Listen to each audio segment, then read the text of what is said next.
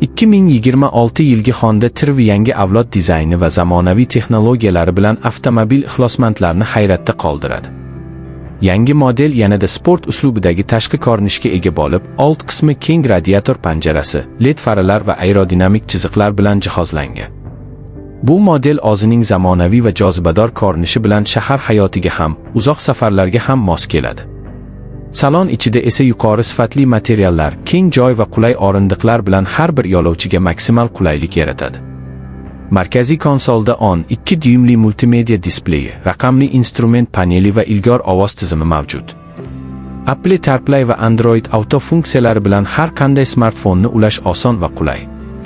2026 Honda Trev 2 xil dvigatel varianti bilan taqdim etiladi: benzinli va gibrid versiyalar.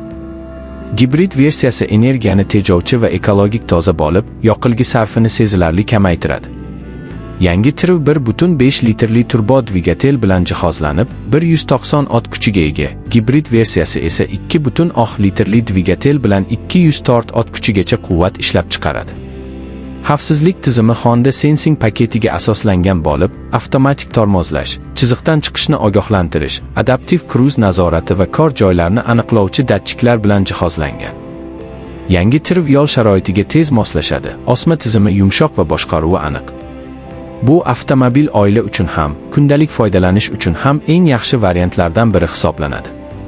2026 Honda Trev narxi bozorlarga qarab farq qiladi, ammo u o'zining sifat, ishonchlilik va texnologiya jihatdan yuqori darajasi bilan raqobatchilardan ajralib turadi. Bu model bilan siz nafaqat qulaylik va xavfsizlikka, balki zamonaviy uslub va tejamkorlikka ham ega bo'lasiz. Yangi Honda Trev sizning ideal hamrohingiz bo'ladi.